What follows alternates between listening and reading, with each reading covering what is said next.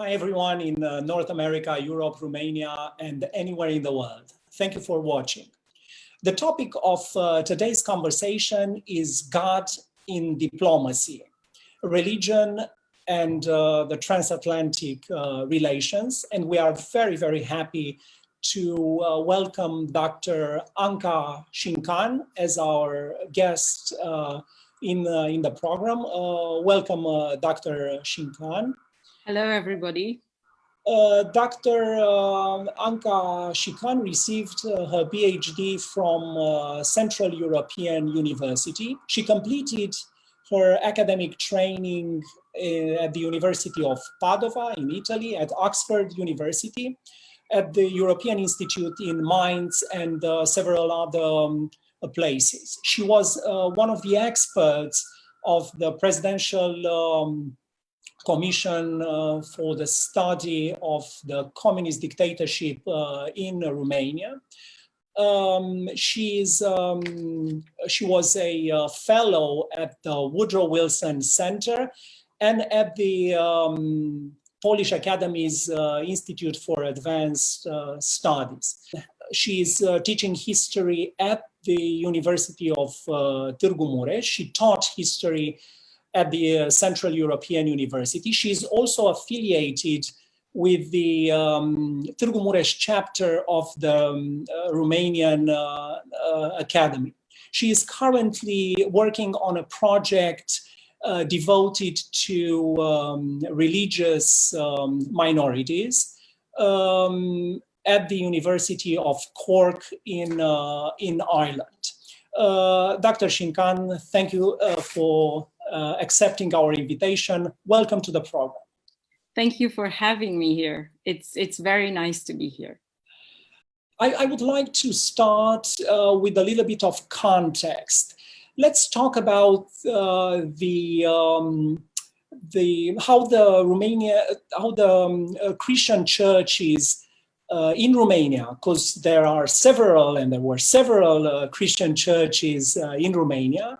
Orthodox, Greek, Catholic, Protestant, Neo-Protestant. How were they treated by the communist authorities after the imposition of the communist dictatorship in Romania? Well, the coming to power of the communist regimes in Eastern Europe is a period that comes along with what we call instruction manuals. The Soviet Union sends a lot of how-to books, how to deal with agriculture, how to deal with culture, how to deal with political parties. In this case, there are several how to deal with religious denominations and religion in the greater sense. The interesting thing and the paradoxical thing here is that the how to deal with religion manuals are new, while how to deal with agriculture dates already from the 1920s. How to deal with religions kind of shifted in the 1940s when the policy of the Soviet Union towards religious denomination changed, because they were in a war and they needed the church and the religious denomination to back the war effort. And while 2 decades before the war, you had these atheist commissions that were demolishing churches, and they were transforming church buildings into museums of atheism. Well, during the war, things start to change, and there's a so-called associationist model. So they associate with the church, and this is the model. No destruction, no total suppression. Well, a complete control. Sorry? A complete control, yes, but less destruction than it was before. Because let's not forget that the Romanian communism was imposed by the Soviets, and of course, especially in the first decade, in the Stalinist decade, it was was working under strict supervision of the Soviet consultants, of the Soviet representatives in Romania. So one of these how-to manuals, I had access to it from the State Secretary for Religious Denominations archives. And they had 3 ways, they envisioned 3 ways on how to deal with religion. The first way was to demolish it, to destroy it. And then they said, okay, we could try that, but, and this is the document that is from 1948. We've tried that with the Greek Catholics. And instead of having one war, we are having now several wars, multiple wars with these communities that went underground. So it's very difficult for us to do this, to destroy them altogether. The second option was to let them be, to continue what it was. As usual, things they used to. And to hope that with the advent of socialism and communism, it will this go. will take it. They will slowly go away to the private sphere with us. And they also reply to this idea with the words, no, we cannot do that. And the third option is we will infiltrate them. And the text says literally, destroy them from within. And then someone else went on the text and crossed over destroy and said control. So we are not destroying them, we are controlling them by infiltrate them from within. And this is why the state is creating a sort of environment where they have to know everything that is happening within these communities to be able to infiltrate them and control them. Which is paradoxically, because you would expect a communist regime to separate from religion. In the same time, they are more interested in it and more involved with religion that they would. And I mentioned, why were they so afraid of the Christians, of the Christian denominations, of the Christian movements? I think this is an ideological fear. Christianity, and not only, religion in itself offers a competing worldview, a competing solution to questions that people have. It's competing with your own, and you don't want that. You want to be the one in charge of explaining people where the thunder is coming from and how the lightning is produced, and you don't want someone else to come with a different explanation, in this case a religious one. You don't want them to come there. So it's a competing ideology. It's a competing worldview, and this is impossible in a totalitarian regime. But also in the case of the Catholics or the Greek Catholics, they were also afraid by the fact that these churches had a hierarchy outside Romania. Churches with hierarchies outside Romania are not just the Catholics, also some of the Protestant denominations, the evangelicals, even if they are not that connected with the outside body, they still have them. So yes, strong connection, and yeah. The fear is there, and this is why these denominations were treated harshly and were the policy towards them was more brutal than the policy towards religious that don't have an outside body of governance, an outside hierarchy. This is why the Greek Catholic solution, again, a copy of blueprint that comes from the Soviet Union 2 years prior. In Ukraine, right? Ukraine, yes. the Ukrainian Greek Catholics were forced to unite with the Orthodox Church. So this is why it's happening. It's an outside body that these believers are they are listening to. So this is. But how can you infiltrate and control these religious organizations when you are quite inept in terms of religion? You may be an atheist, you may not know much about religious life. How was this done at the time? Well, I don't particularly think atheism was that big in 1950s Romania. So, but in any case, the idea was to know, to have information. The information gives you control of these denominations, of these churches.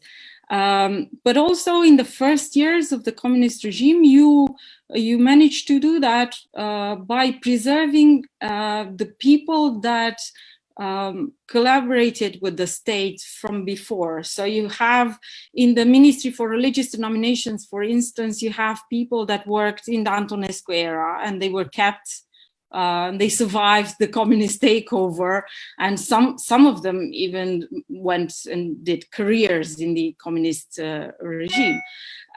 It's a way to get to know them from within, if you don't have access to knowledge. But also you have a sort of sociological and also anthropological project from the part of both the Ministry for Religious Denominations and the secret police, with that gives you a lot of statistical data. So you know how many people you have in these churches, you know who's going to church, who's not going to church, how many women, how many young people, what do they preach inside the church. So you start slowly to build up this information, knowledge about, yeah. Yes, and this is offering you solutions, this problem of controlling. You can go to these data and and see how you can infiltrate them, how you can control what are their needs, what would make them negotiate with the government, what would make them, who are the troublemakers, who never negotiate, and so on. Because the imposition of communism in Romania brought a terrible time, a harsh time to all Christians and the Christian denomination, and indeed all religious denomination and religious life in general. And a lot of them were thrown in jail, no matter they were coming from the Orthodox Greek Catholic Church, or Catholic, or Protestant, or Neo-Protestant. It was all the same. How could these churches protect themselves and their people from the communist assault? There are various ways in which denominations can protect themselves. There's no one way, not even in one church. There's no one way. They can go to different ways in which to protect themselves. They have to mimic the state. They have to know everything there is to know about the state. So who is that person that infiltrated their own community? In most cases, they knew who was that person. So that person was sidelined or was not told everything that there was to find out. Obviously, because they knew that that person would go to the secret police and inform them on them. Also, another way is to, and this is done by two important communities, religious communities in the country, by accepting the rules and regulations. So they sort of, at one point you realize that if you do what the state is telling you, there is a margin of freedom. You can keep opening your church, you can go there, you can have the services, you can have people marry in church and do Christian burial. So you have a rudimental religious life preserved. The space of freedom that was still yours. It was, as far as I understand, a continuous negotiation, how big this space of freedom was. Exactly. So you can push the limits. The boundaries a bit by bit. But you do it slowly, and you do it by telling them, listen, we are okay with what you're doing. We are not commenting. We are not creating trouble. So if we behave well, can you give us this in return? So this is also, it happens with the Hungarian Protestants in Transylvania up to the 1970s. It happens with the Orthodox Church. A large part of the Orthodox Church is in this constant negotiation of the barriers that the state is imposing on them. Also, those rules are imposed in the 1950s, and the massive arrests are happening then in this period of time. But these arrests are also the way the state is teaching you how to behave. So by 1960s, what a hard lesson. Yeah, yeah. By 1960s, you know what not to do. Yeah. And in some cases, you even institute self-policing. You tell your own clergy, your own believers not to do, not to do this, because it will attract this action from the state. So it's a very delicate balance between.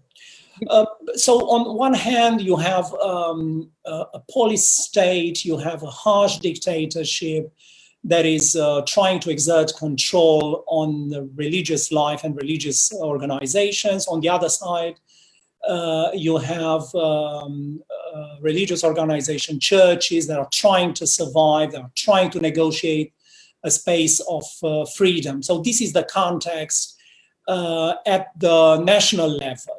But how was the situation with religion if you take into the consideration the bigger context of the Cold War? How important were the religious affairs during this time? It's a two-way question. So how important was religion for in the Cold War for the Americans and the West, and how important it was for Eastern Europeans? And I think for Eastern Europeans is sometimes a response to the West, to how much they involved religion in this Cold War. And the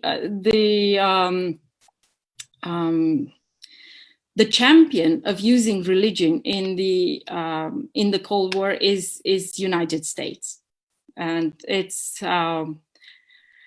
coming. United States is coming after a war.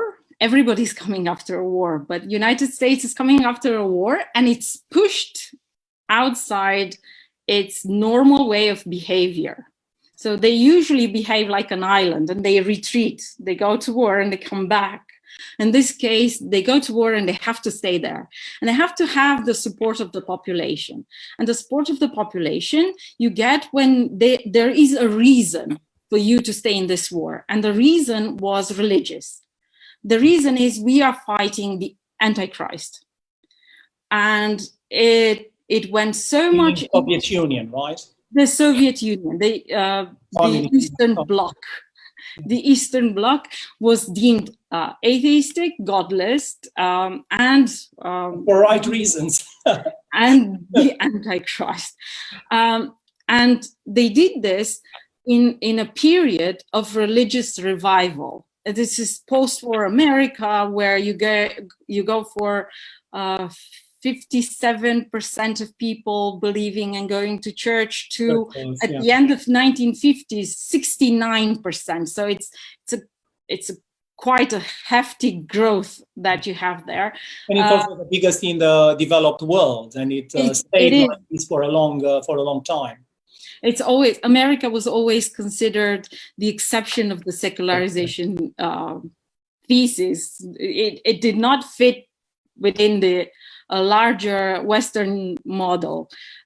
They were Christian. The more developed you are, the less church goers you will have, right? Yes, that the religion will slowly privatize and go inside families. It wasn't the case in the United States. That's why it's the paradox, right? Yes, and in drawing. Sorry, I'm also intervening because probably maybe some of the viewers are not that familiar with all these concepts, and it's I like to be quite clear. Go on. Sorry for interrupting. Go on. I'm going into academic mode, so that's why I try to keep you away from that. When I do that, please stop me. So you have this religious revival, and you have these people that were always concerned with what was happening in the Soviet Union and nowadays in Eastern Europe, in the 50s in Eastern Europe. And you have a president, you have Truman there with the doctrine of intervention, of containment of communism. And he needs support, and the support is given by this religious, they call it Bible Belt in America. So it has some consequences in a sense that these religious communities start behaving like political actors and start having influence and start demanding from the government positions of political positions, and religions becomes a very important part of the ideological war, but also becomes important in practical terms as a source of policy formulation. Exactly, and also because religious communities in America start receiving these migrants from Eastern Europe, from Soviet Union, political asylum seekers on religious persecution grounds. They are welcoming them in their midst, and they are, I'm inverting commas here, debriefing them. So they start to find out what's happening in these countries. What's the situation in the Eastern Bloc? You know? They are informed. They know, sometimes on par with the state, on par with the government, what's happening in those areas. So their political asset is bigger in a sense. So religion starts becoming an important factor in the Cold War. But let's talk about a bit also for the context about the Romanian churches in the United States. How old are they? How influential are they? How are they capable of exerting a political pressure at the time? Well, it's. Is it a force? I mean, are they a force in all this big picture of the Cold War and in the Romanian-American diplomatic relations during the Cold War? I wouldn't, not necessarily a force, because there are not that many. There are a force if you get them as a bloc. So if you think of them, the Russians and the Serbians and the Bulgarians and the Romanians, and then they tend to grow in number, and they tend to, but they don't usually behave like a bloc, because these countries in Eastern Europe, they always have problems with each other. So they don't necessarily get along. They don't necessarily have a coherent policy. They do have one, and that's anti-communism. So they are staunch anti-communists, and they do manage to influence policy, but how much are they influencing policy of the United States, or how much that policy is already put into place and they are just some of the actors inside this policy game, remains to be seen. We do have Romanian a religious presence in America from the end of the 19th century. With the migration, we do have established churches from the beginning of the 20th. What kind of churches? Is it only one church, or several churches, or several denominations? So you have, because a large part of the migrants were coming from Transylvania, you have an Orthodox and a Greek Catholic church established. So the first one was, I think, 1904. In Cleveland, Ohio, a Romanian Orthodox Church. And then in 1905, in Cleveland, Ohio, you have a Greek Catholic Church. How big they are, we don't know. I can tell you how big the first Baptist church was in Romanian Baptist Church was in America. It had about 48 persons, and it was and it appeared in 1910 in Cincinnati, Ohio. So they usually stay within the same areas. So the goals of these churches, Orthodox, Greek Catholic, various neo-Protestant denominations, were in fact aligned with the goals of the American foreign policy for the entire duration of the Cold War, isn't it? Yes. Yeah. There's no. They will not side with the communist regimes. Actually, after 1945, most Orthodox churches in America split with their own patriarchate. So with the Bulgarians, the Russians, the Romanians, they split from their own patriarchate, and you have two Orthodox communities. One that is that has a hierarchical center in the United States with the Orthodox Church of America, and one that has the hierarchical center in Eastern Europe. So yes, you can see that they want to support that ideological war, and that also a religious, and they do feel it, that it's a religious war with the atheist regimes in Eastern Europe. You have, for many decades, Romania, it's almost a sealed country. It's very, very difficult to get out of the country, or for foreigners to get into the country. I suppose that it was quite difficult to have religious literature in terms of the research, or in terms of the life of the religious life of the people. It was very difficult to get access to religious literature, Bibles, or other materials. How did all these sources of information and faith manage to come to the country?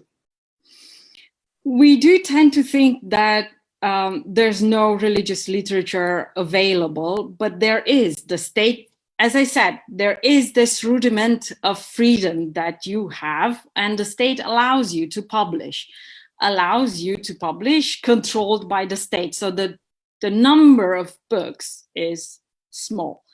And this is where the diaspora comes into play, and this is where Western Europe comes into play. This is where Vatican comes into play, and they are supplying these books, this religious literature, for their believers inside these countries. Would you bring the books to the country just like that, or how did it work? Because you have prepared two very, very poignant photographies, right? Yes, I have two photographs, but I think I'll ask Raluca to put them. Okay, Right. So this is a photograph of religious literature that was confiscated at the border by Border Patrol. You can see it. And the second one, I think the second one is, I think, a better example of how they were hiding them, because in the first picture you can't see where they hid them. The second one, so they in the hood of the Dacia of the car, you can see the Bible, and the secret police is diligently photographing this, because these are photographs that were used later in trials. The people that were caught transporting religious literature were arrested if they were Romanian, deported if they were foreign. So if they don't belong to Romania, they were deported. Not everything is caught by the guards. You can see that they are very inventive of how they hide books and how they manage to drag them in. But also, the Romania is not the end for these books. In some cases, Romania is a route. They are transporting them towards Ukraine and towards the Soviet Union. Just to remind our viewers that they can ask questions on our Facebook, where this program is broadcast live. We will take as much questions as we can towards the end of the program. So don't become impatient. I will have the pleasure to convey your questions to our guests. Coming back to the international relations, in fact, to the Romanian-American relations, how religion and religious affairs became part of the American foreign policy towards Romania. When was very clear that that religious affairs become a part of American foreign policy and American attitude, indeed, towards Romania? We have chronologically, we have several stages. To answer your question, is not just one. I tend to ask all these questions that require a PhD but you are doing a fantastic job in explaining very succinctly and clearly. So it's a first wave of emigration in the 1940s and 50s. You have them, and they are integrated inside these Romanian communities. They start making their way into policy because they are used as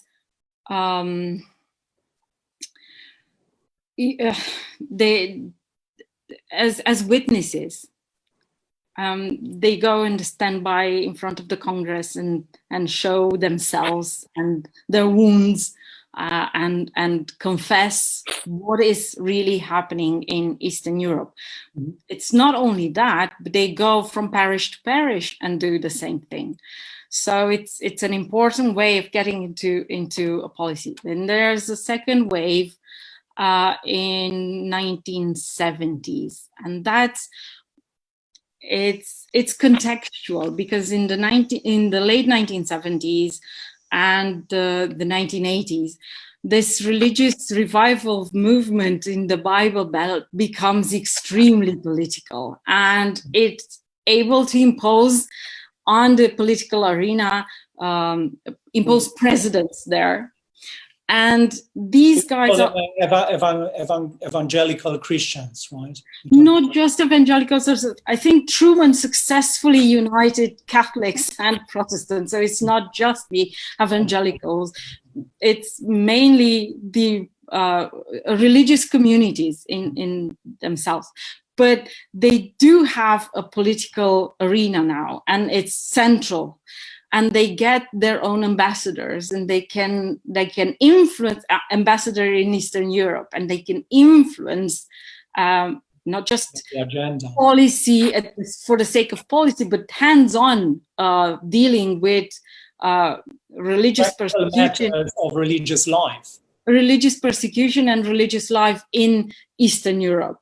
And I think that's the moment when the second wave of migrants from Romania post 75, which is a lot of them are from evangelical communities.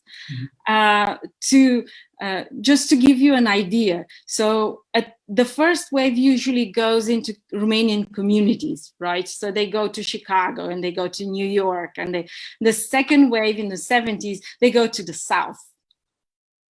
So they know who's going to support them, and it's not their own community. It's the religious community, the American religious community. Sister churches, of course, and sister communities. It's the time where you have a charismatic and conservative president in the White House, Ronald Reagan, and the time when you have a very activist ambassador in this respect in Bucharest, Ambassador David Thunderberg. And the communist authorities are increasingly irritated by the fact that the ambassador is taking such a keen interest in so many practical terms, and also that the neo-Protestant communities find true support and shield in the person of Ambassador Thunderberg. Yes, I think I do have his memoirs published in Romania in 1994. He published them in English. The book was called Pinstripe and Reds. If you want to get a look at it, and it appeared. It's a very interesting book, and it's a troubling chronicle of Romania in the 80s. It's a very, very harsh time as well. You have a Romania that was portraying itself as an independent from Moscow, and an America that wanted a breach in these block of countries that were the Eastern European communist countries. And they wanted Romania to be really independent.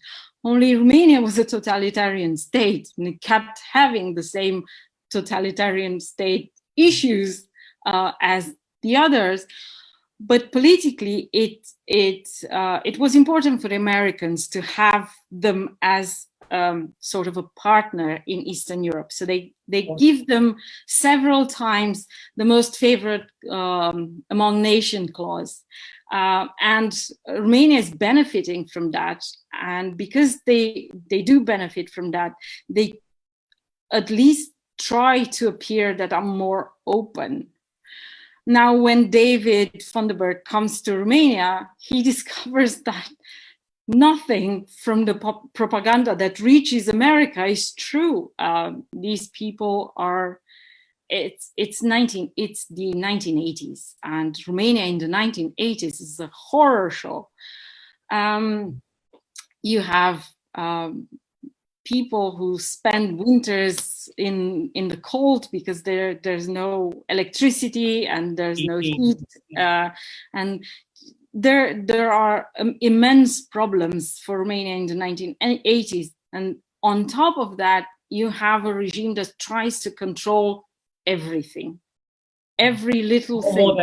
More than ever after the liberalizing period of the end of 60s and during the 70s. And on the other hand, you have a religious community that start to behave politically. After 1945 and the Helsinki Accords, they start to think themselves in terms of religious freedom, real religious freedom. And instead, they start making demands. And this is a decade that we can easily call the memoranda decade, because everybody's writing memorandas to... You mean the 80s, right? In the 80s, in the late 70s and after Helsinki, right? After Helsinki. The Greek Catholics surfaced from the underground, writing letters after letters after letters to urge the state to legalize the restoration of the Greek Catholic Church. And the Neo-Protestant do the same. And it frustrates the state as it's in the midst of a very heavy need of control. So from this, so on top of it, to have a U.S. ambassador who is supporting these kind of movements is probably too much for the communist dictatorship, right? And it's in his words, he's not only fighting for the freedom of these Romanian believers here. He's also fighting for, with his own state secretary. He's also fighting with the liberals, he terms them. He's a very conservative guy. He comes from North Carolina, the state of Billy Graham. He comes from North Carolina, the state of Senator Jesse Helms. He's a conservative. They're not necessarily very happy to send them there in Romania. So he's fighting these guys in the United States who still need Romania to be that independent state, and he's fighting the Romanian communists locally by bringing in Bibles, by helping, by mediating between the Neo-Protestant communities and the state. He's also helping with the emigration for a lot of these persons that are emigrate to the United States. Yeah, to emigrate to the United States and ask for asylum. So it's in 1980, I think it was 178 Neo-Protestant believers, clergy and otherwise, that that asked for and received asylum, political or policy could settle in the United States. And this is the time when a celebrity, Reverend Billy Graham, indeed an extraordinary preacher and reverend, came to Romania in 1985 in triumph with tens of thousands of people coming to listen to this charismatic preacher. How did Billy Graham manage to enter Romania, and more than that, to have these crowds at his religious awakenings? So Billy Graham is famous. He is famous even in Eastern Europe. He's famous in Eastern Europe, and the people are familiar with him, with his ideas, with his sermons, from Voice of America, from Radio Free Europe. So they know who he is. People know who he is because he's preaching in Orthodox churches. He's preaching in Protestant churches everywhere. But also they know who he is because he's traveled extensively in Eastern Europe.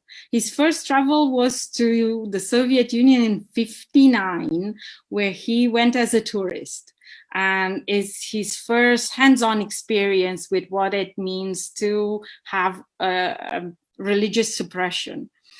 But he's been to Hungary in '77.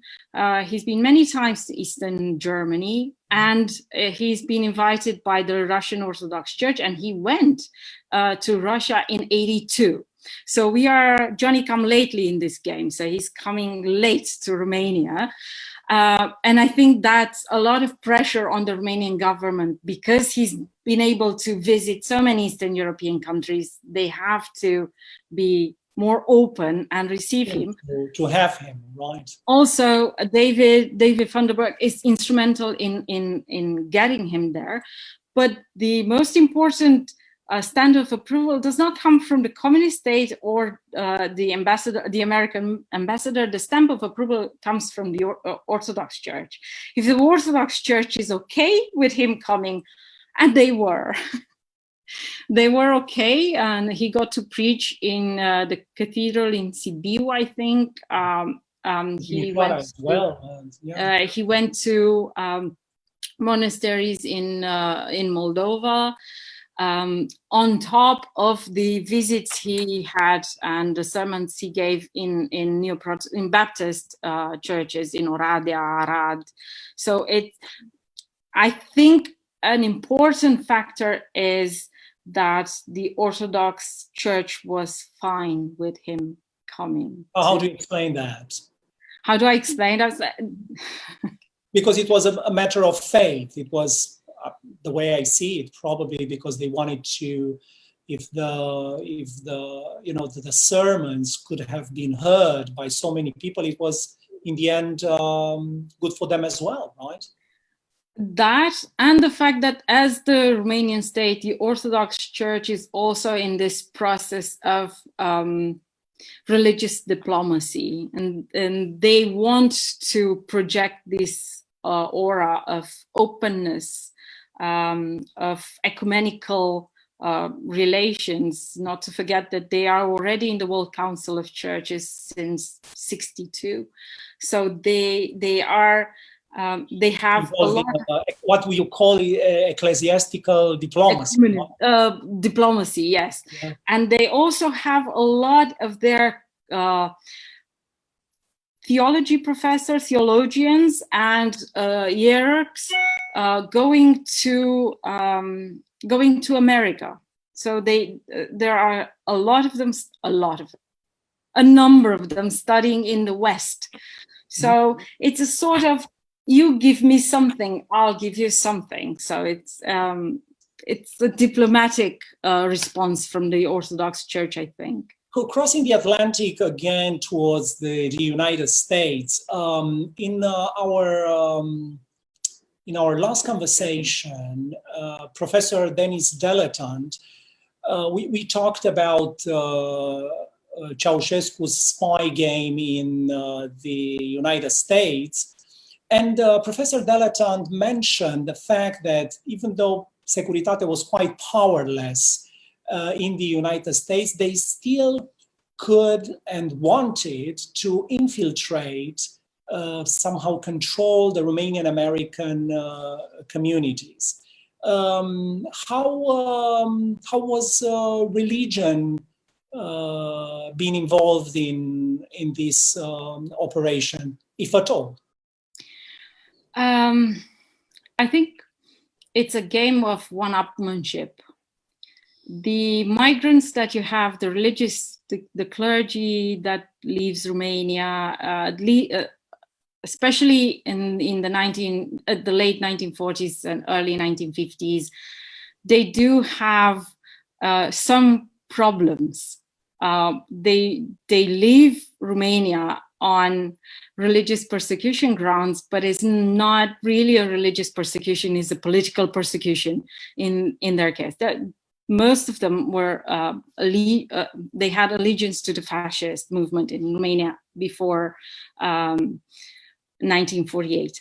So they go there and the secret police knows who they are.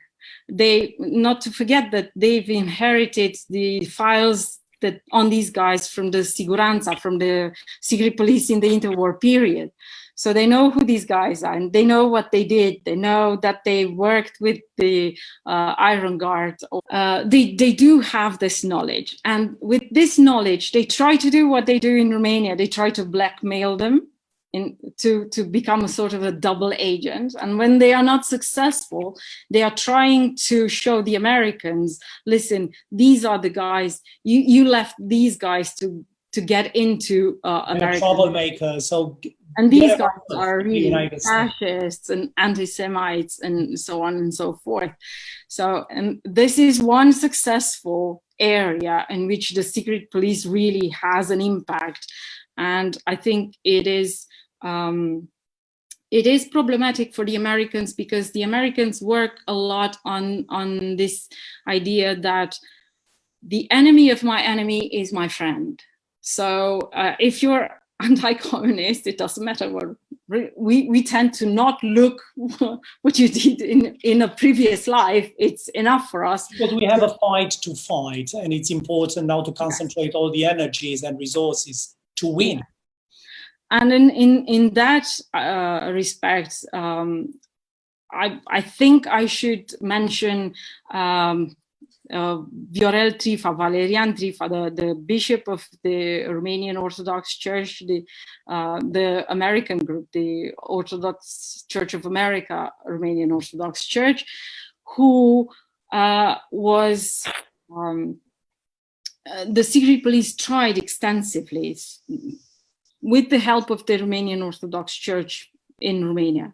They tried to have him collaborate. They tried to unite the two factions of the church again. Also, he was quite a popular cleric, and he has quite a big following, right? Yes, and when they don't succeed, they are sending envoys from Romania in parishes in North America, and they start preaching in the churches. Listen, this guy is really a fascist. This has done this and this and this.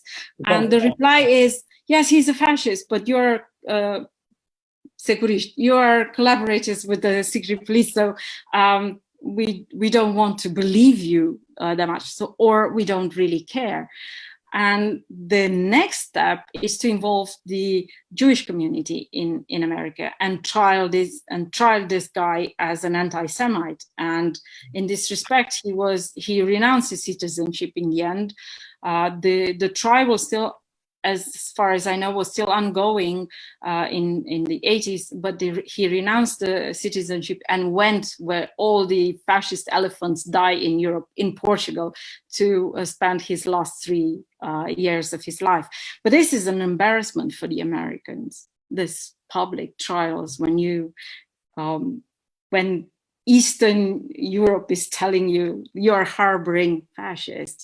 This is embarrassing for Americans. So in that case, yes, there are ways in which religion plays a role in the activity of the secret police in America. And I promised at the beginning of our program that we will take some questions from our viewers. That's why I armed myself with these. So that I can see better. So Vera Gale asks us about a church being infiltrated from the outside. How about from the inside? And she refers to priests and clerical persons.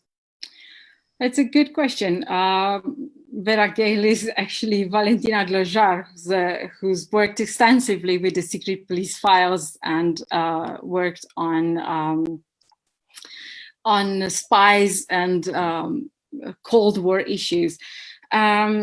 Yes, they do have people from within the church, from within the religious denominations that collaborate with the secret police. They have to have them. Otherwise, I mean, an outsider, if you send an outsider by the time he gets to that place where he gives you the relevant information, it's going to be a long process. No, they have to rely on people that are willing to collaborate with the regimes. And there are a lot of them, and there are a lot of reasons why these guys collaborate. We tend to judge a lot these people. It's not a theme to be judgmental about. It's very, very complicated. Yeah, it's a very complicated position that you find. So it's the cases where you go there and said, I want to collaborate with you because I want this and this and this. They're rare. They're not that common. And usually it comes after you went to jail for several times, and it comes after you have to send your son to university, and the state won't let him go to university until you collaborate. So there are various reasons for which you do it. But yes, the secret police had to use them. The Ministry for Religious Denominations had to use them. Otherwise, they would have no access to really knowing what's happening. And in the end, there were infiltrations in all segments of the social life. So, of course, they were in the churches, not in all churches as well.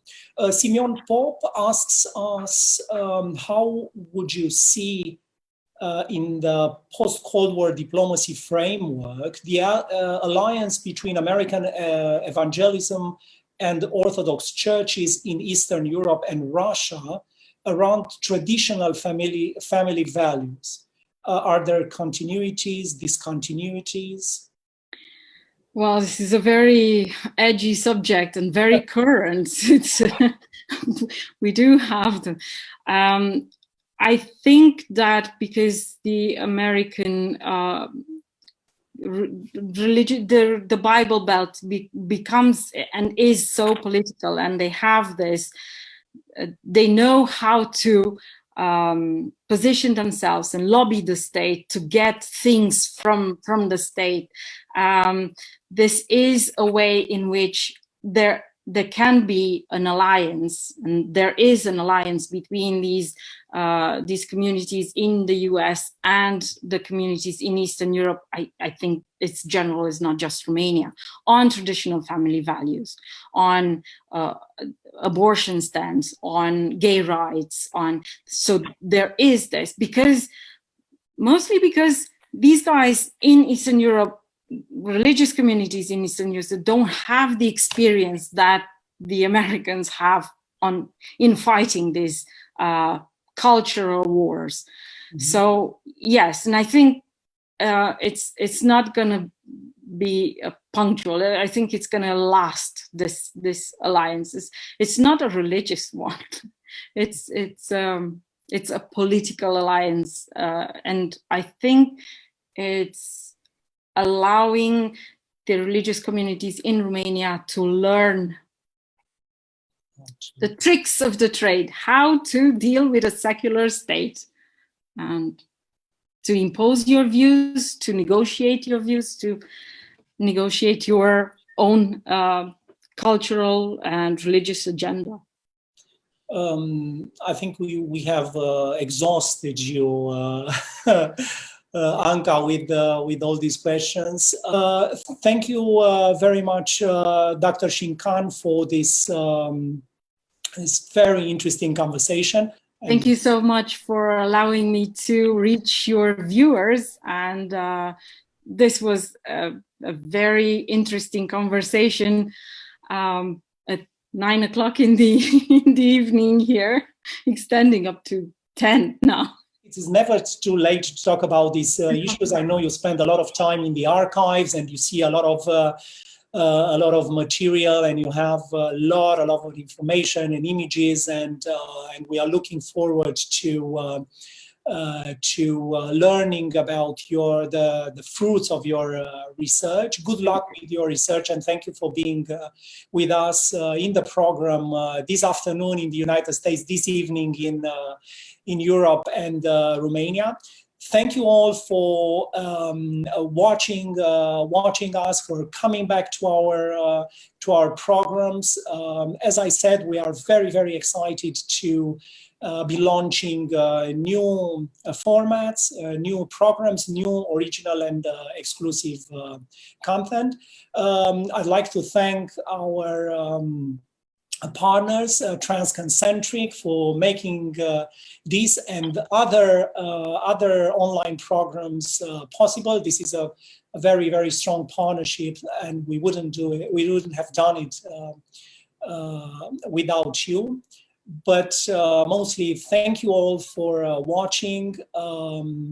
stay safe, and stay in touch. Thank you.